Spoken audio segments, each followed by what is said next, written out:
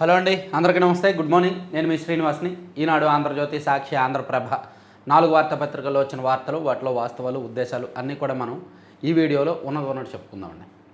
చివరి వరకు చూడండి. కొత్త వాళ్ళు ఎవరైనా ఉంటే సబ్స్క్రైబ్ చేసుకోండి. పాత వాళ్ళు, కొత్త వాళ్ళు చూస్తున్న అందరూ లైక్ చేయండి. మీ ప్రతి లైక్ ఇంపార్టెంటే. ఇక నా బలగం మీరే. తెదేపా కార్యకర్తలు, నాయకులతో చంద్రబాబు. తెలుగు జాతిని అగ్రస్థానంలో నిలబెట్టే శక్తి తెదేపాకే ఉంది. కడప ఉక్కు పరిశ్రమ పనులు 10 రోజుల్లో ప్రారంభం. గండికోటలో 100 అడుగుల శ్రీకృష్ణదేవరాయల విగ్రహం. కోవట్టులు కబడ్దార్. తెదేపాలోకి వైకాపా వారిని పంపి హత్యలు చేస్తున్నారు. పార్టీకి చెడ్డ పేరు తెచ్చేందుకు కుట్ర. అలాంటి నేరస్తుల్ని కఠినంగా అణచివేస్తా. రెండో రోజు ఉత్సాహంగా పసుపు పండుగ. ముగిసిన ప్రతినిధుల సభలు.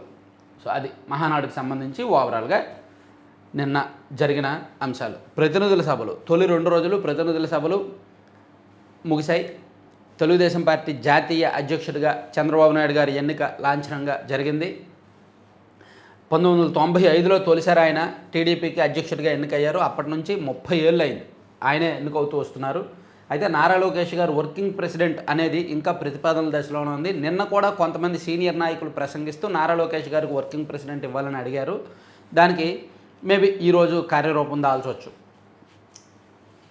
ఇక ఈరోజు భారీ బహిరంగ సభ ఉంది. లక్షలాది మందిని పోగేస్తున్నారు.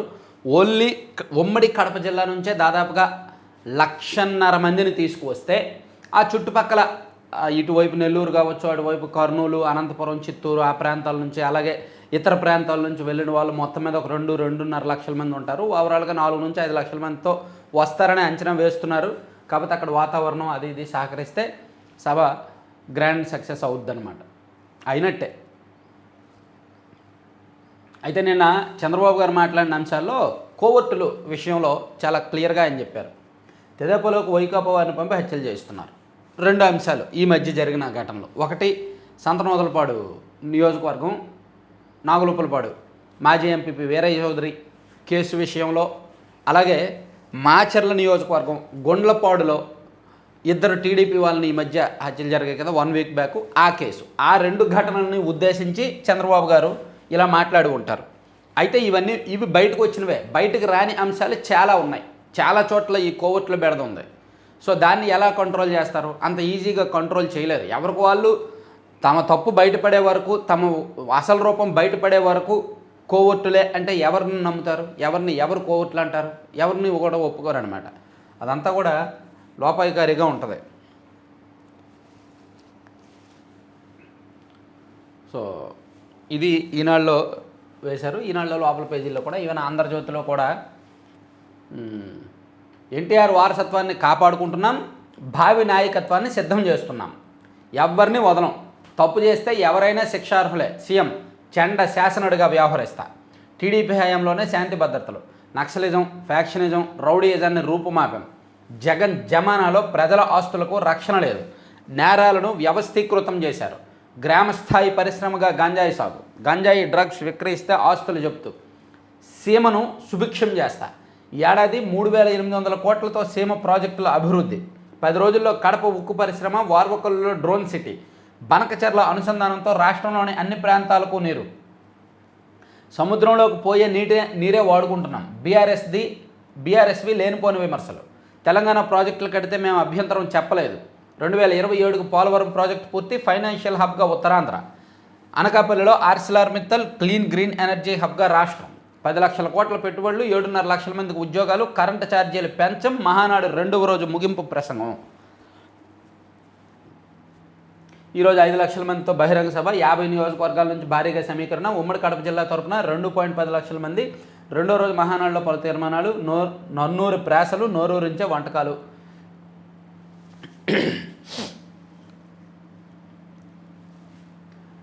జాతీయ అధ్యక్షుడిగా ఏకగ్రీవం వెనుక నేతలు జాగ్రత్త, కొందరు మన దగ్గర ఉంటూ ప్రత్యర్థులు కోవర్టులుగా పనిచేస్తున్నారు, మన వేలుతో మనకన్నే పొడుస్తున్నారు, వలస పక్షులు వస్తాయి పోతాయి, నిజమైన కార్యకర్త నిలిచే ఉంటాడు, ఎన్నికల తర్వాత వచ్చేవారిని ప్రోత్సహించవద్దు అని చంద్రబాబు గారు చాలా స్పష్టంగా చెప్పారు. ఎన్నికల తర్వాత వచ్చేవారిని ప్రోత్సహించవద్దు అని చంద్రబాబు గారు చెప్తున్నారు. మంచి పాయింటే. పార్టీ అధికారంలోకి వచ్చారు అంటే వాళ్ళ అధికారం కోసం, పెత్తనం కోసం వచ్చినట్టే కదా. మరి అంటాళ్ళకి పదవులు ఇస్తున్నారు. ఇక ఆంధ్రప్రభలో కూడా మహానాడు ఇదిగోండి, యువగలం అక్షర రూపం. యువగలం పుస్తకం చూసి అభినందించిన సీఎం చంద్రబాబు, కాళ్ళకు నమస్కరించిన మంత్రి లోకేష్. యువనేత లోకేష్కు వర్కింగ్ ప్రెసిడెంట్ ఇవ్వండి, మహానాడు వేదికగా టీడీపీ సీనియర్ నేతల ప్రతిపాదనలు. ఇక నదుల అనుసంధానం అందరికీ మేలే, బనకచర్లతో తెలంగాణకు ఎలాంటి నష్టమూ ఉండదు. కాళేశ్వరానికి నేనేమైనా అభ్యంతరం చెప్పాను? తెలంగాణ ఏపీ నాకు 2 కళ్ళు నానాడే చెప్పాను. నదుల అనుసంధానంతో తెలంగాణకు లాభమే, మహానాడులో టీడీపీ అధినేత సీఎం చంద్రబాబు. కోవర్టులు, వలస పక్షులు ఇవన్నీ కూడా ఇలా మహానాడుకు సంబంధించి ఈవెన్ ఈనాడులో లోపల పేజీల్లో కూడా గ్రాండ్గా గట్టిగానే వేశారు. కోవర్టులు కబ్దారని, అలాగే తెలుగు ప్రజల ఆత్మగౌరవ శిఖరం ఎన్టీఆర్ నుంచి ప్రేరణ పొందాం ప్రధాని మోదీ, ఎన్టీఆర్ చరిత్ర అజరామరం, ఎక్స్లో పవన్ కళ్యాణ్. ఇక అమరావతిని చూసి దేవేంద్రుడే అసూయపడాలి, మహానాడులో ఏఐ సాంకేతికతతో ఎన్టీఆర్ సందేశం. నిన్న ఎన్టీఆర్ ప్రసంగం ఏఐ టెక్నాలజీ సాయంతో ఎన్టీఆర్ గారి రూపాన్ని దించి ఆయన ప్రసంగించినట్టుగా ఒక వీడియో రిలీజ్ చేశారనమాట. అది మహానాడు వేదిక మీద దాన్ని స్క్రీన్ మీద ప్రదర్శించారు, అది ఆకట్టుకుంది. అలాగే మహానాడులో ఎవరెవరు ఏ తీర్మానాలు చేశారు, యోగాంధ్రప్రదేశ్ తీర్మానాన్ని ఏలూరు సాంబశివరావు గారు ప్రవేశపెట్టారు. అలాగే మద్యం సొమ్ముతో బంగారం కొన్నారు, వైకాపాపై ధూళిపాల నరేంద్ర మాట్లాడారు. అలాగే విద్యుత్ ఛార్జీలను తగ్గించే మేము ఎన్నికలకు వెళ్తాము, విద్యుత్ రంగంలో విప్లవాత్మక మార్పుల అంశం మీద మంత్రి గొట్టిపాటి రవికుమార్ గారు మాట్లాడారు. అలాగే త్వరలో కడప ఉక్కు పరిశ్రమ సాకారమని కాలువ శ్రీనివాసులు అభివృద్ధి వికేంద్రీకరణ అంశంపై మాట్లాడారు. అలాగే రెడ్డప్ప గారి శ్రీనివాసరెడ్డి అభివృద్ధిపై చర్చకు సిద్ధమా అని చెప్పి వైసీపీకి సవాల్ చేసి ఆయన మాట్లాడారు. అవన్నీ కూడా లోపల పేజీలో రాశారు.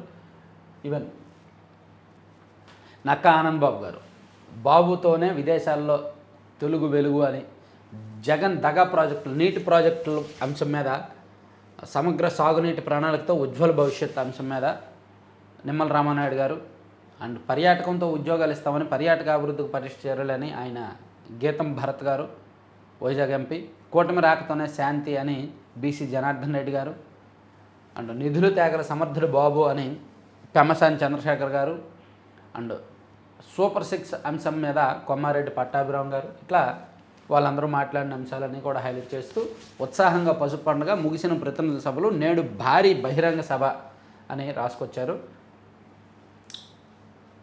సో ఇది మహానాడుకు సంబంధించిన అంశాన్ని ముగిద్దాం, ఇంకా వేరే వార్తలకు వెళ్దాం. మహానాడు గురించి లోపల పేజీల్లో వచ్చినాయి కూడా ఇంకా చెప్పను, మహానాడు ముగిద్దాం. ఇక జగన్ రాజ్యంలో కబ్జాల పర్వం. ఉమ్మడి కడప జిల్లాలో 1000 ఎకరాల ప్రభుత్వ భూముల హాంఫట్, సజ్జల మొదలు చోటా నాయకుల వరకు కబ్జాదారులే. అటవీ పేదల అసైన్డ్ భూముల్ని వదలలేదు, ఒక్కొక్కటిగా స్వాధీనం చేసుకుంటున్న ప్రభుత్వ యంత్రాంగం అని చాలా వ్యాలిడ్ వార్త రాశారండి. సో కడప ఒక్కటే కాదు, కడప కానీ చిత్తూరు కానీ ఈ 2 జిల్లాల్లో కూడా విపరీతంగా భూముల కబ్జాలు జరిగాయి. వైఎస్ఆర్ కాంగ్రెస్ పార్టీ అధికారంలో ఉన్నప్పుడు హద్దు అదుపు లేకుండా భూములు ఆక్రమించుకోవడమే కాకుండా వాటిని తమ బెనామీ అనుచరుల పేర్లట పట్టాలు కూడా, నకిలీ పట్టాలు సృష్టించేసుకొని ఆన్లైన్లో మీ భూమిలో కూడా పేర్లు మార్చేసుకున్నారు. దాంతో ఇప్పుడు దాన్ని పాత రికార్డుల్లో ఏం పేరు ఉంది అనేది కనిపెట్టి దాన్ని స్వాధీనం చేసుకోవడానికి చట్టబద్ధంగా న్యాయబద్ధంగా ప్రక్రియ కొంచెం లేట్ అవుతుంది. అయితే యంత్రాంగం కొంచెం సీరియస్గానే ఉన్నారు. సలార్ సినిమాలో ఖాన్సార్ పేరుతో కల్పిత సామ్రాజ్యం ఒకటి ఉంటుంది. భారతదేశంలో భాగంగానే ఉన్న అక్కడ ప్రభుత్వ చట్టాలు నిబంధనలు వంటివి ఏమీ చెల్లవు. ఖాన్సార్ను పాలించే ముఠా మాటే అక్కడ వేదం. వాళ్ళు చేసే అరాచకాలకు ఎవ్వరూ ఎదురు చెప్పరు, చెబితే బతకరు. 5 ఏళ్ల వైకాపా పాలనలో ఆ పార్టీ నాయకులు ఉమ్మడి కడప జిల్లాలో అలాంటి అరాచకాలే సాగించారు. యథేచ్ఛగా భూ కబ్జాలకు పాల్పడ్డారు. 1000 ఎకరాల ప్రభుత్వ అటవీ అసైన్డ్ భూముల్ని చెరబట్టారు. అధికారులను మభ్యపెట్టి, భయపెట్టి, ప్రలోభపెట్టి తమ పేరిట రిజిస్ట్రేషన్లు చేయించేసుకున్నారు. వైకాపా ప్రభుత్వంలో సకల శాఖ మంత్రిగా చక్రం తిప్పిన ప్రభుత్వ సలహాదారు సజ్జల రామకృష్ణారెడ్డి, ఎమ్మెల్యే ఆకేపాటి అమర్నాథ్ రెడ్డి, బడా గుత్తేదారు, ఆ పార్టీ రాజ్యసభ సభ్యుడు మేడ రఘునాథ్ రెడ్డి వంటి నేతలు ప్రభుత్వ భూములు ఆక్రమించి ఏకంగా ఎస్టేట్లు నిర్మించేసుకున్నారంట. సో ఇప్పుడు అవన్నీ కూడా మళ్ళీ స్వాధీనం చేసుకుంటున్నారు అని ఒక డీటెయిల్డ్గా ఒక వార్త రాశారండి.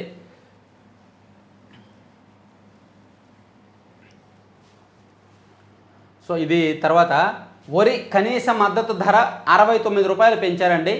రాగికి 596 రూపాయలు, కందికి 450 రూపాయలు పెరుగుదల. యథాతథంగా వడ్డీ రాయితీ. కడప నెల్లూరు మధ్య 4 వరుసల రహదారి. కేంద్ర కేబినెట్ నిర్ణయాలు. నిన్న కేంద్ర కేబినెట్ భేటీ జరిగింది. ఈ భేటీలో ఈ 2025-26 ఖరీఫ్ సీజన్కి సంబంధించి కొన్ని ధరలు, మార్కెట్ ధరలు పెంచారనమాట. సో 14 పంటల కనీస మద్దతు ధరను పెంచింది. ప్రధానమంత్రి నరేంద్ర మోదీ అధ్యక్షతన బుధవారం ఢిల్లీలో సమావేశమైన ఆర్థిక వ్యవహారాల కేబినెట్ కమిటీ ఈ మేరకు నిర్ణయం తీసుకుంది. వరి సాధారణ రకం ధరను క్వింటాల్కు 2369గా, ఏ గ్రేడ్ ధరను 2389గా నిర్ణయించారు. గత ఏడాది కంటే ఇది 69 రూపాయలు అదనం అన్నమాట. అలాగే రాగి అండ్ కందులు ప్లస్ మొత్తం మీద 14 రకాలు పెంచారు అని చెప్పారు. అలాగే కడప బద్వేలు నెల్లూరు రహదారికి 3653 కోట్లు ఇచ్చారు. వైఎస్ఆర్ కడప జిల్లా బద్వేలు నుంచి నెల్లూరు జిల్లా గురువిందపూడి మధ్య 3653 కోట్లతో 108.13 కిలోమీటర్ల పొడవున 4 వరుసల జాతీయ రహదారి నిర్మాణం చేపట్టాలని కేబినెట్ నిర్ణయించింది. జాతీయ రహదారి 67పై design, build, finance, operate, transfer విధానంలో దీని నిర్మాణం చేపడతారు. ఇది పూర్తయితే విశాఖ చెన్నై పారిశ్రామిక నడవాలోని కొప్పత్తి నోడ్, హైదరాబాద్ బెంగళూరులోని నడవాలోని వార్వకల్లు నోడ్, చెన్నై బెంగళూరు నడవాలోని కృష్ణపట్నం నోడ్కి సంబంధించి మంచి అనుసంధానం ఏర్పడుతుంది. సో ఆ మూడింటికి ఇది కేంద్ర బిందువుగా ఉంటుంది. అందుకే బద్వేలు నెల్లూరు జాతీయ రహదారిని 4 వరుసల్లో నిర్మించబోతున్నారనమాట. ఇది ఒక రకంగా ఆ ప్రాంతానికి మన రాష్ట్రానికి గుడ్ న్యూస్. సో మనం ఈ మధ్య ప్రమోట్ చేస్తున్నాం కదా లడ్డూపల్లెం.com, అది ఇప్పుడు కాస్త వినూత్నంగా విభిన్నంగా పూర్తి స్థాయిలో సిద్ధమయ్యారన్నమాట. సో అది మనం ప్రమోట్ చేయడానికి రీజన్ కూడా మీకు చెప్పాను. ఒక 20-25 మంది మహిళలు గ్రూప్గా ఏర్పడి చేస్తున్న బిజినెస్, చిన్న అంకురం అనమాట. సో దాన్ని ప్రమోట్ చేయడంలో తప్పులేదు. ప్లస్ హెల్దీ ఫుడ్స్ ఆర్గానిక్ వేలోనే చేస్తున్నారు, సహజ సిద్ధమైన ఉత్పత్తులతో చేస్తున్నారు, రాగి, సజ్జ, జొన్న వంటి ఉత్పత్తులు. సో వీలైతే ఒకసారి ఆర్డర్ చేయండి. ప్లస్ నిన్నటి నుంచి కాదు మొన్నటి నుంచి హాట్ స్నాక్స్ కూడా రాగితో చేసిన రాగి, సజ్జ, జొన్నతో చేసిన మురుగులు, జంతికలు, ప్లస్ స్నాక్స్, ప్లస్ పిల్లల కోసం కొన్ని హెల్దీ ప్రోటీన్ పౌడర్స్, డేట్స్ ఉంటాయి కదా, ఖర్జూరం, దాన్ని బాగా ఎండబెట్టి ఆరబెట్టి దాన్ని పౌడర్గా చేసి పాలల్లో కలుపుకోవడానికి వీలుగా, అలాగే ప్రోటీన్ పౌడర్, కాజు, బాదం కలిపి పిల్లలకు ఉపయోగకరమైన ప్రోటీన్ పౌడర్, అది కూడా పిల్లలకి హెల్దీ అది తయారు చేస్తున్నారు. సో ఇవన్నీ కూడా IIMRలో ట్రైనింగ్ తీసుకొని ప్రొఫెషనల్ వేలో చేస్తున్నవే. సో ఇదిగోండి, వెబ్సైట్ విజిట్ చేయండి. వీలైతే వెబ్సైట్లో బుక్ చేయండి. లడ్డూలు, ఒక 18 రకాల లడ్డూలు, పౌడర్లు అండ్ హాట్ స్నాక్స్ బుక్ చేయండి. ఆన్లైన్లో బుక్ చేయొచ్చు. లేదా ఈ నెంబరు 9997839994, ఏదైనా మీ ఇంట్లో ఫంక్షన్ ఉన్నా ఏమున్నా సరే ఆర్డర్ చేయండి. సో మంచి ప్రోడక్ట్ కాబట్టి ఎంకరేజ్ చేద్దాం, ప్రమోట్ చేద్దాం అనిపించి చేస్తున్నాను. తర్వాత వేరే వార్తకు వెళ్ళిపోతే 10 భారీ పారిశ్రామిక పార్కులు రాష్ట్రంలో PPP విధానంలో అభివృద్ధికి తొలి ప్రతిపాదన. ఏపీ ప్రైవేటు ఇండస్ట్రియల్ పార్కుల పాలసీ కింద ప్రయోజనాలు EOI జారీ చేసిన APIIC అంటండి. రాష్ట్రంలో అంతర్జాతీయ ప్రమాణాలతో 10 భారీ పారిశ్రామిక పార్కులను అభివృద్ధి చేయాలని ప్రభుత్వం నిర్ణయించింది. పారిశ్రామికవేత్తల నుంచి డిమాండ్ ఉన్న ప్రాంతంలో APIIC వద్ద అందుబాటులో ఉన్న భూముల్లో వాటిని ప్రతిపాదించింది. విశాఖ, చెన్నై, హైదరాబాద్, బెంగళూరు పారిశ్రామిక కారిడార్లకు సమీపంలో కొన్ని పార్కులను ప్రతిపాదించింది. ఇదిగోండి, దీనికి లింక్ ఉందన్నమాట. ఇది ఉందా, కొత్తగా హైవే కడుతున్నారు కదా. సో ఇక్కడ భారీ పారిశ్రామిక ఆల్రెడీ విశాఖపట్నం, చెన్నై, హైదరాబాదు, బెంగళూరు ఈ ప్రాంతాల మధ్య ఈ నేషనల్ హైవేస్ పక్కన ఫైనాన్షియల్ కారిడార్స్ నిర్మించడానికి ఎప్పుడో కేంద్రం సమ్మతించింది. సో దీనిలో భాగంగానే కొప్పర్తి, వార్వకల్లు ఆ ప్రాంతాలను డెవలప్ చేస్తున్నారు. సో ఇప్పుడు ఈ ప్రాంతాల్లో, ఈ చుట్టుపక్కల ప్రాంతాల్లో 10 ఇండస్ట్రియల్ పార్కులు PPP విధానంలో అభివృద్ధి చేస్తారంటాను. గుత్తేదారులకు ప్రయోజనం కల్పించాలి. గుత్తేదారు సంస్థల నుంచి వచ్చే స్పందన మేరకు పార్కు అభివృద్ధి చేయడం ద్వారా వచ్చే ప్రయోజనంలో పెట్టుబడి పెట్టిన వారికి APIIC ఎంత ఇవ్వాలనేది ప్రభుత్వం నిర్ణయిస్తుంది. ఏపీ ప్రైవేట్ ఇండస్ట్రియల్ పార్కుల పాలసీ నిబంధనలకు అనుగుణంగా డెవలపర్లకు ప్రోత్సాహకాల చెల్లింపు ఉంటుంది. అంటే వాళ్ళు APIICకి కొంత ల్యాండ్ ఇస్తే, ఒక 10 ఎకరాలు ల్యాండ్ ఇచ్చారనుకోండి, దాన్ని డెవలపర్లకు ఇస్తారు. డెవలపర్లు పెట్టుబడులు పెడతారు. పెట్టుబడులు పెట్టి అభివృద్ధి చేసిన తర్వాత ఇండస్ట్రీస్కి, రకరకాల సంస్థలకే ఇస్తారు. సో అక్కడ జరుగుతున్న రొటేషన్ ద్వారా, అక్కడ వచ్చిన ఆదాయం ద్వారా APIICకి వస్తుంది.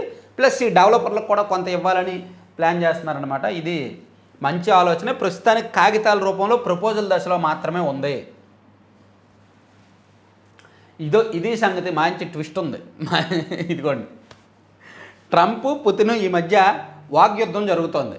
ఇద్దరి మధ్య కూడా విపరీతంగా మాటల యుద్ధం జరుగుతోంది. సో అందుకని జెలెన్స్కీ ఏమన్నాడంటే, ట్రంప్, పుతిన్ రండి కూర్చొని మాట్లాడుకుందాం. సాధారణంగా ట్రంప్ చెప్తుంటాడు, పుతిన్, జెలెన్స్కీ నా దగ్గరికి రండి కూర్చొని మాట్లాడుకుందాం, శాంతి చర్చలు చేస్తామని. కానీ ఇప్పుడు జెలెన్స్కీ అన్నాడంట, ట్రంప్, పుతిన్ ఇద్దరు రండి కూర్చొని మాట్లాడుకుందామని. జెలెన్స్కీ సార్, పుతిన్ మీరు వస్తే మీ మధ్య కూడా సయోధ్య కుదర్చవచ్చు అంటున్నాడు అని ఇది సంగతి. ఒక సెటైరికల్గా ఒక కార్టూన్ ఒకటి వేశారు.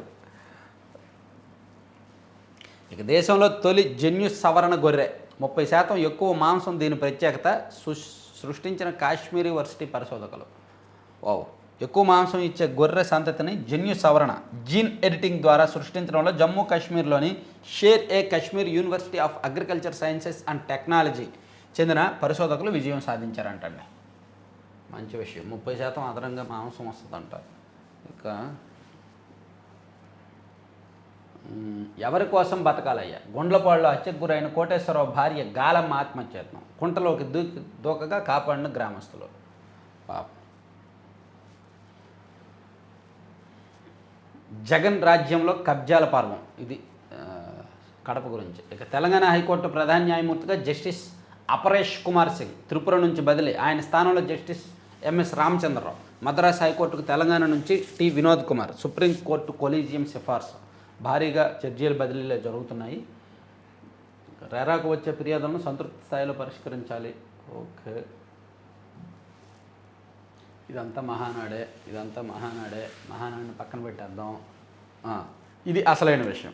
మద్యం కుంభకోణంలో కొల్లగొట్టిన సొత్తు ఎక్కడెక్కడ పెట్టుబడులు పెట్టారు, అంతిమ లబ్ధిదారు ఎవరు? రాజ్ కసిరెడ్డిని 8 గంటల పాటు ప్రశ్నించిన ఈడీ అధికారులు. మద్యం కుంభకోణంలో మరి 3,200 కోట్లకు పైగా స్కామ్ జరిగింది అంటే ఆ డబ్బులు అసలు ఎక్కడికి వెళ్ళాయి, మనీ లాండరింగ్ కథ ఏంటి, ఫైనల్ ఏంటి, కంక్లూజన్ ఏంటి అనేది నిర్ధారించుకోవడానికి ఈడీ రంగంలోకి దిగింది. ఈడీ నిన్న రాజ్ కసిరెడ్డి ఎక్కడైతే జైల్లో ఉన్నాడో ఆ జైలుకు వెళ్ళి విచారించింది. ఈడీ అధికారులందరూ కూడా విచారించారు. దాదాపుగా 8 గంటల పాటు 100 రకాల ప్రశ్నలు వేస్తే కొన్నింటికి ఆయన ఫస్ట్ సమాధానం చెప్పాల. నాకు సంబంధం లేదు, నాకు తెలియదు అన్నాడు. అప్పుడు ఈడీ దగ్గర కొన్ని ఆధారాలు ఉన్నాయి. అతని బ్యాంక్ అకౌంట్లో, అతను డైరెక్టర్గా ఉన్న బ్యాంక్ అకౌంట్లో, అతని కుటుంబ సభ్యులు డైరెక్టర్గా ఉన్న బ్యాంక్ అకౌంట్లో భారీగా డబ్బులు పడ్డాయి. అవన్నీ చూపించి మరి ఎక్కడి నుంచి వచ్చాయి, ఎలా వచ్చాయని అడిగేసరికి అతను నోరు విప్పాడు అనమాట. అయితే ఇక్కడ ఒక ట్విస్ట్ ఉంది. ఈనాడులో కానీ ఆంధ్రజ్యోతిలో కానీ ఎక్కడ రాయలా. ఒక ఇంపార్టెంట్ అంశం ఏంటంటే రాజ్ కసిరెడ్డిని ఈడీ అధికారులు విచారిస్తున్న సమయంలో అదే జైలులో రిమాండ్ ఖైదీగా ఉన్న సజ్జల శ్రీధర్ రెడ్డి గారిని, సజ్జల రామకృష్ణారెడ్డి గారు అండ్ రాజ్ కసిరెడ్డి సన్నిహితుడు ఇంకొక ఆయన, ఆ కసిరెడ్డి ఏదో పేరుందిలే, ఇద్దరు కలిశారు. ఈడీ అధికారులు రాజ్ కసిరెడ్డిని విచారిస్తున్నప్పుడు అదే జైలులో అదే కేసులో రిమాండ్ ఖైదీలుగా ఉన్న వేరే వ్యక్తిని, వేరే నిందితుడిని ములాఖత్ ఇచ్చారు. ఎందుకు ఇచ్చారు? మేబీ ఇక్కడ ఏమేం ప్రశ్నలు అడుగుతున్నారు, ఈడీ అధికారుల విచారణ తీరు ఎలా ఉంది అని రాబెట్టడానికి అయి ఉంటుంది కదా. అంటే ఇక్కడ క్వశ్చన్ పేపర్ లీక్ చేయడానికి అయి ఉంటుంది కదా, లేదా ఇతన్ని డైరెక్ట్ చేయడానికి అయి ఉంటుంది కదా. ఆ ములాఖాత్ విషయం బయటకు రాకుండా జాగ్రత్త పడ్డారు. ఇంత సీరియస్ కేసులో ఈడీ రంగంలోకి దిగి రాజ్ కసిరెడ్డిని విచారిస్తున్నప్పుడు అసలు ములాఖాతులు ఎందుకు ఇవ్వాలి? ఒకరోజు వాయిదా వేయాల్సింది. కానీ నిన్న ములాఖాత్ ఇచ్చారు. మేబీ అక్కడ జైలు అధికారుల విషయంలో కూడా కొన్ని, అయితే విషయం బయటకు రాలేదులే, ఎక్కడా వార్తలు బయటకు రాలేదు. ఇక వడ్డీతో రిటర్న్ గిఫ్ట్లు ఇస్తాం, ఎన్నికలు ఎప్పుడు వచ్చినా చంద్రబాబు డిపాజిట్లు కూడా రావు, వైకాపా అధినేత జగన్. అదే 175 అవుట్ ఆఫ్ 175 లానే ఉంటుంది. ఇది కుప్పం కూడా కొట్టేశాము, 175 కొట్టేస్తాము అనుకునేటట్టే ఉంటాయి ఈ కబుర్లన్నీ. వాళ్ళకి డిపాజిట్లు రావు, మీకు 175 వచ్చేస్తాయి. అదేగా వైకాపా అధికారంలోకి వచ్చాక ఖచ్చితంగా వడ్డీతో రిటర్న్ గిఫ్ట్లు ఇస్తామని ఆ పార్టీ అధినేత మాజీ సీఎం జగన్ హెచ్చరించారు. చేసిన వారే కాదు, వాళ్ళతో కుట్రలు పని చేయించిన వారిని, సప్త సముద్రాల అవతల ఉన్న పదవి విరమణ చేసి వెళ్ళిపోయిన అందరినీ తీసుకొస్తామని బెదిరింపులకు పాల్పడ్డారు.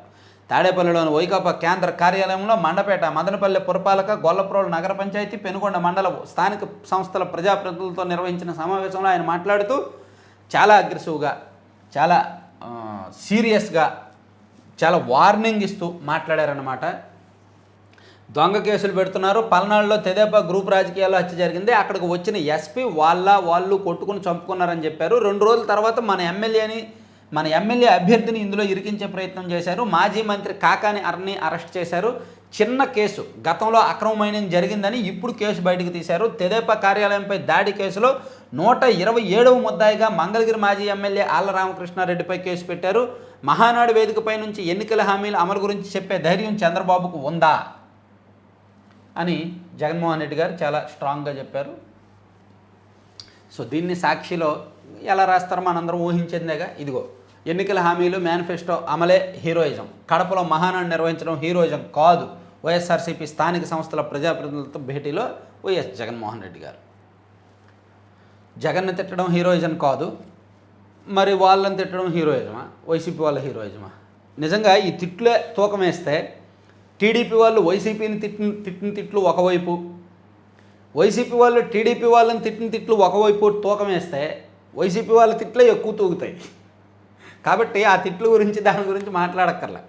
ఇదిగో మా మేనిఫెస్టో, వీటిని నెరవేర్చామని రాష్ట్రంలో ఏ ఇంటికైనా టీడీపీ నాయకులు కార్యకర్తలను పంపి ఆశీర్వాదం కోరే ధైర్యం ఉందా బాబు? వాళ్ళు ఏ ఇంటికి వెళ్ళినా చిన్నపిల్లలు, చిన్నమ్మలు, అత్తలు, రైతన్నలు, నిరుద్యోగులు నిలదీస్తారు. తల్లికి వందనం, ఆడబిడ్డనిది, 50 ఏళ్ళకి పెన్షన్లో, అన్నదాత సుఖీభవ, నిరుద్యోగ వృత్తి ఏమయ్యాయని ప్రశ్నిస్తారు. సూపర్ 6 సహా హామీలన్నీ ఎగ్గొట్టి ప్రతి వర్గాన్ని బాబు మోసగించారు. ఇలా జగన్మోహన్ రెడ్డి గారు నిన్న మీటింగ్ పెట్టి ఆ మీటింగ్లో మాట్లాడిన అంశాలని ఇక్కడ ఇచ్చారనమాట. ఇక ఘనంగా ఎన్టీఆర్ జయంతి వేడుకలు. ఒకే రోజు ఒకే కేసులో తప్పుకున్న 3 న్యాయమూర్తులు. తెలంగాణ హైకోర్టు చరిత్రలో ఇదే మొదటిసారి. గాలి అండ్ కో బ్యాచ్ కేసుల విచారణ కూడా వచ్చే వారానికి వాయిదా పడింది. భూముల స్వాధీన ఉత్తర్వులపై సజ్జల కుటుంబ సభ్యులు హైకోర్టులో వ్యాజ్యం. మరి వేస్తారుగా, న్యాయపరంగా వాళ్ళకున్న హక్కులన్నీ వాడుకుంటారుగా, మన రాజ్యాంగం వాళ్ళకు హక్కులు ఇచ్చిందిగా. ఇక ఇంకో కీలక వార్త అండి, రాజధాని రైతుల మేడకు అమరావతి ఉద్యమ కేసులు. ప్రభుత్వం వచ్చి 1 year అవుతోంది, కూటమి ప్రభుత్వం వచ్చి, ఇంకా అమరావతి రైతుల మీద ఉద్యమం కేసులు ఎత్తివేయలేదు.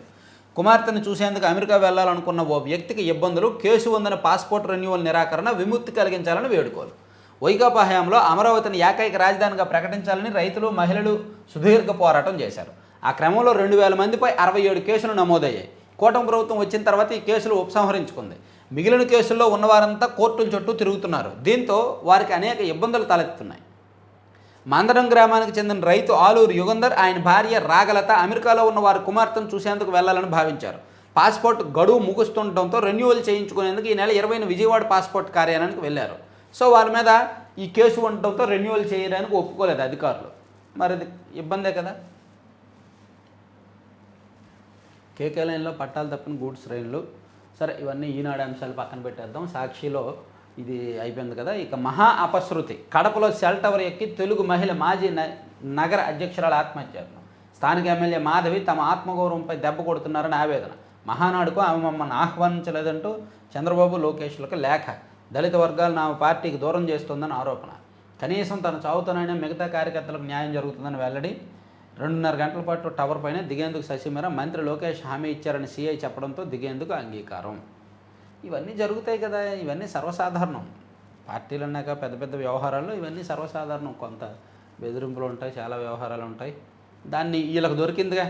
వీళ్ళ పాపం అక్కడ కాసు కూర్చున్నారు. మహానాడు వేదిక దగ్గర సాక్షి రిపోర్టర్లు అందరూ కాసు కూర్చున్నారు. ఖాళీ కుర్చీలు ఎక్కడ దొరుకుతాయి, ఇటువంటి ఘటనలు ఎక్కడ దొరుకుతాయి, గొడవలు ఎక్కడ దొరుకుతాయి, బూతులు ఎక్కడ దొరుకుతాయి, వాళ్ళల్లో వాళ్ళు తిట్టుకొని ఎక్కడ దొరుకుతాయి, ఇవన్నీ ఎక్కడ దొరుకుతాయని కాసు కూర్చున్నారు. నిన్న దొరికింది, వెంటనే ఫోటో తీశారు, వీడియో తీశారు, హైలైట్ చేశారు. ఏఐతో బాబు మహామాయ. ఎన్టీఆర్ ఆత్మ క్షోభించేలా మహానాడులో ఆయన ఏఐ వీడియో ప్రదర్శన. చివరి దశలో చంద్రబాబు గురించి ఎన్టీఆర్ అన్న మాటలు లేకుండా వీడియో. అలా ఎలా ఏమంటే అది వాళ్ళ పార్టీ, వాళ్ళ మీటింగు. అందులో ఎన్టీఆర్ గారు చంద్రబాబు గారి గురించి నెగిటివ్గానే వాళ్ళు ఎందుకు ప్రదర్శిస్తారు? అలా ఆశించడం మీ అత్యాశ. ఇప్పుడు జగన్మోహన్ రెడ్డి గారి గురించి ఏదో ఒక సందర్భంలో రాజశేఖర రెడ్డి గారు వ్యతిరేకంగా చెప్తారు ఏదో ఒక సందర్భంలో. ఎంత కొడుకైనా సరే కోపం వస్తుందిగా తప్పులు చేసినప్పుడు. మరి అవన్నీ ఇక్కడ రాస్తారా? జగన్మోహన్ రెడ్డి గారి గురించి రాజశేఖర రెడ్డి గారు చెప్పిన వ్యతిరేక కామెంట్లు ఇక్కడ రాస్తారా? రాయరు కదా, రాయకూడదు కదా. అలాగే అది తెలుగుదేశం పార్టీ మీటింగ్ అయినప్పుడు మహానాడులో ఎన్టీఆర్ గారు చంద్రబాబు గారికి వ్యతిరేకంగా చేసిన కామెంట్లు ఎందుకు ప్రదర్శిస్తారు? అత్యాస. డ్వాక్రా మహిళలపై సర్కారు కత్తి. మహానాడు బహిరంగ సభకు రావాల్సిందేనని హుకుం. గైర్హాజరైతే శిక్ష తప్పదని బెదిరింపులు. ఇది తప్పు. ఇలాంటివి ఏమైనా ఉంటే పట్టుకోండి. అలాంటి ఏమైనా దానికి సంబంధించి వాయిస్ క్లిప్పింగ్స్, వీడియో క్లిప్పింగ్స్ ఉంటే పట్టుకోండి, గట్టిగా రాసుకోండి, నో ప్రాబ్లం. వచ్చే ఎన్నికల్లో గెలవడం కష్టమే. పథకాలు రాలేదని ప్రజలు తిడుతున్నారు. టీడీపీ నేత తాడిపత్రి మున్సిపల్ చైర్మన్ జేసీ ప్రభాకర్ రెడ్డి. జనాలకు బుద్ధి లేదని వ్యాఖ్య. జనం చాలా తెలివైన వాళ్ళు. జనం రాజకీయ నాయకుల కంటే తెలివైన వాళ్ళు. జనం రాజకీయ నాయకుల కంటే స్వార్థపరులు. జనానికి ఏం కావాలో అది ఎవరి దగ్గర ఏ విధంగా ఎప్పుడు లాక్కోవాలో అప్పుడు లాక్కుంటారు. మీరు మమ్మల్ని రద్దు చేస్తే మేము మీ ప్రభుత్వాన్ని రద్దు చేస్తాం. విజయవాడలో రేషన్ డెలివరీ వాహనాల డ్రైవర్ల ధర్నా. నిండా మునిగిన మాకు చలేమిటి. ఉన్న పలంగా రోడ్డుపైకి లాకేశారు. ఫలితం అనుభవిస్తారు. రేషన్ వాహనాల ద్వారా వైఎస్ జగన్మోహన్ జీవితం ఇచ్చారు. కూటమి సర్కారు ఆ జీవితాలను కూల్చివేస్తోంది. రేషన్ వాహనాలు వచ్చాక 90% పైగా రేషన్ పేదలకు చేరింది.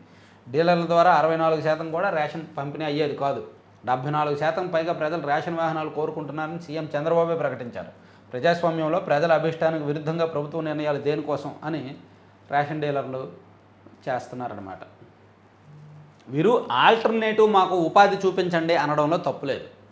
వీళ్ళు ఇదిగో మేము రేషన్ వ్యవస్థ మీదే బతుకుతున్నాము, రేషన్ బళ్ళు నడుపుకుంటూనే బతుకుతున్నాము, మా 25,000 కుటుంబాలు 20,000 కుటుంబాలకు ప్రత్యామ్నాయ మార్గం చూపించండి, ప్రత్యామ్నాయ ఉపాధి చూపించండి అని అడగడంలో తప్పులేదు. రేషన్ వాహనాలు తీసేయొద్దు, రేషన్ వాహనాలే కొనసాగించండి. ప్రభుత్వ విధానాన్ని ఎలా ప్రశ్నిస్తారు?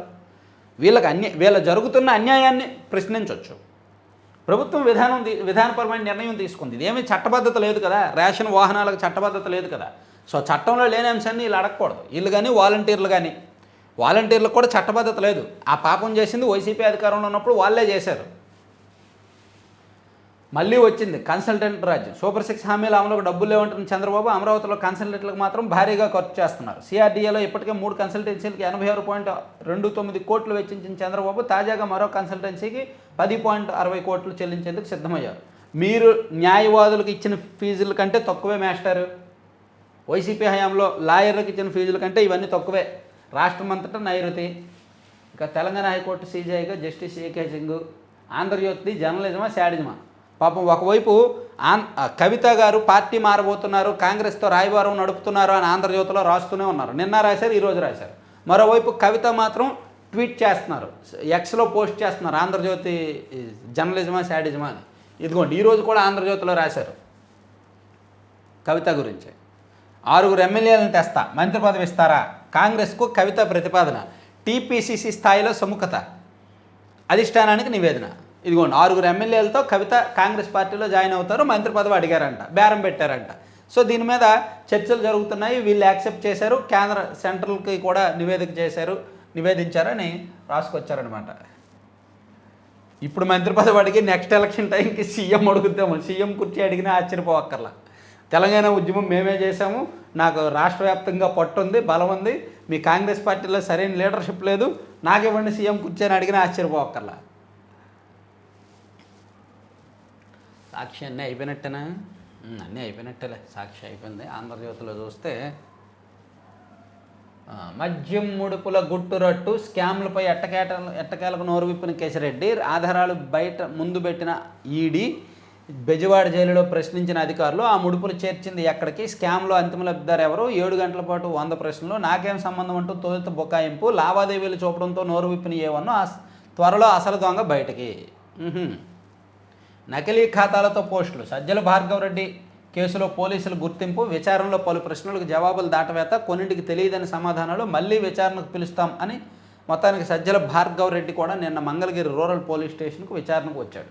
వైఎస్ఆర్ కాంగ్రెస్ పార్టీ సోషల్ మీడియాను వికృతంగా నడిపిన సజ్జల భార్గవరెడ్డి గారు నిన్న మంగళగిరి రూరల్ పోలీస్ స్టేషన్లో విచారణకు వచ్చారనమాట. అయితే ఆయన కూడా యాజ్ యూజువల్ నాకు తెలియదు, నాకు సంబంధం లేదని చెప్పుకుంటూ వెళ్ళారు. ఇక 10వ తరగతిలో దిద్దుబాట్లు, జవాబు పత్రాల మూల్యాంకనంలో ఉపాధ్యాయుల తీవ్ర నిర్లక్ష్య వైఖరి, హడావుడిగా దిద్దేసిన గురువులు, ఫలితంగా మార్కుల్లో భారీ తేడాలు, పునఃమూల్యాంకనంతో వెలుగులోకి, రీకౌంటింగ్ రీవాల్యుయేషన్కు 66,363 దరఖాస్తులు, 11,000 పేపర్లలో మారిన ఫలితం, సీఎం అసంతృప్తి, తీవ్ర స్పందన, 5 బాధ్యులపై సస్పెన్షన్ వేటు. ఎస్, నిజంగా 10వ తరగతి విలువ తీసేస్తున్నారు. మూల్యాంకనం సరిగ్గా జరగట్లా. మూల్యాంకనం సరిగ్గా జరిగితే 600కు 600 ఎయ్యరు. చాలా స్ట్రిక్ట్గా ఉండాలి. ఎప్పుడైనా 10వ తరగతి మూల్యాంకనం అనేది చాలా స్ట్రిక్ట్గా జరగాలి. 10వ తరగతి జీవితానికి ఒక మెట్టు, విద్యార్థి జీవితానికి ఒక పెద్ద మెట్టు. అది ఎక్కిన తర్వాత ఇంటర్మీడియట్, డిగ్రీ, గ్రాడ్యుయేషన్ లెవెల్, ఆ తర్వాత పీజీ లెవెల్, ఆ తర్వాత ఉద్యోగానికి, జీవితానికి అది ఒక బాట లాంటిది. అక్కడ వీళ్ళు కఠినంగా ఉంటేనే, జాగ్రత్తగా ఉంటేనే విద్యార్థుల్లో ఒక రకమైన ఫీలింగ్ కలుగుద్ది. ఒకప్పుడు 550 మార్కులు రావడం కష్టం. అలాంటిది ఇప్పుడు 590, 595 ఏంటండి? అందులో 600కు 600 ఈ సంవత్సరం అయితే. సో అందుకే మూల్యాంకనంలో తప్పు జరిగిందని ప్రభుత్వం గుర్తించింది. కడపలో ఓ విద్యార్థికి సోషల్లో 21 మార్కులు వేశారు. పునఃమూల్యాంకనంలో 81 మార్కులు రావడంతో మూల్యాంకనంలో తప్పు బయటపడింది. బాపట్ల జిల్లాలో ఓ విద్యార్థికి సోషల్లో 23 మార్కులే వచ్చాయి. పునఃమూల్యాంకనం చేస్తే ఏకంగా 96 వచ్చాయి. దీంతో గురువు నిర్లక్ష్యం బయటపడింది. అంటే ఎక్కువ వేయాల్సిన వాళ్ళకి తక్కువ, తక్కువ వేయాల్సిన వాళ్ళకి ఎక్కువ, అలా ఇష్టం వచ్చినట్టు దిద్దేశారు పేపర్లో. అన్నదాతకు మద్దతు, వరి సహా 11 పంటలకు మద్దతు ధర పెంపు అన్నారు. నెల్లూరు టు బద్వేల్ రైల్ 4 లైన్ల గ్రీన్ఫీల్డ్ రహదారి కేంద్రం ఓకే అన్నది. ఇక ఇదొక విషయం అండి. బంద్ చేయాలన్నది దిల్ రాజు సోదరుడే. హరిహర వీరమల్లుపై కుట్రతోనే థియేటర్ల వివాదాన్ని తెరపైకి తెచ్చారు. డైవర్ట్ చేయడానికి దిల్ రాజు నన్ను టార్గెట్ చేశారు. పార్టీకి ముడిపెట్టి పవన్కు తప్పుడు సమాచారం. ఆయన నాకు దేవుడితో సమానం, కుట్ర చేస్తానా? బంద్ అన్న మాట నేను అనలేదు. ఆ నలుగురు Dil Raju, Sirish Reddy, Asian films Sunil, Suresh Babu, Janasena Anushree Satyanarayana. So Daggubati Suresh Babu and Dil Raju సోదరుడు Sirish Reddy and Asian films Sunil, వీళ్ళు నలుగురే కుట్రలు చేస్తున్నారు అని జనసేన పార్టీకి చెందిన అనుశ్రీ సత్యనారాయణ ఒక సంచలనమైన స్టేట్మెంట్ ఇచ్చారు నిన్న. ఇక ఫ్రెషర్స్ ఆశలపై ఏఐ నీళ్లు, తగ్గుతున్న కొత్త పట్టభద్రుల నియామకాలు 2019తో పోలిస్తే 2024కి 50% పైగా తగ్గుదల అని ఒక అంశాన్ని ఇచ్చారండి. సో ఇదొకటి చూడొచ్చు మనం. ఇక చివరిగా ఆంధ్రప్రభకు వెళ్దాం. నకిలీ ఇది అయిపోయింది కదా. ఆంధ్రప్రభలో కూడా మహానాడు కాకుండా వేరే చూస్తే వరి ధరలు పెంచారు. లేఅవుట్లన్నీ రెరా పరిధిలోకి. జాతీయ ప్రాజెక్టుల సత్వర పూర్తిపై సీఎస్ చొరవ చూపాలి ప్రధానం. తర్వాత అమెరికాలో కరోనా కల్లోలం అంటండి. వారానికి 350 మరణాలు, వేల సంఖ్యలో కొత్త కేసులు. వామ్మో, కరోనా కొత్త వేరియేషను. అమెరికాలో వారానికి 350 మరణాలు అంట. దేశవ్యాప్తంగా కూడా కేసులు పెరుగుతున్నాయి. దేశవ్యాప్తంగా కూడా యాక్టివ్ కేసులు 3000కు పైగా ఉన్నాయంట.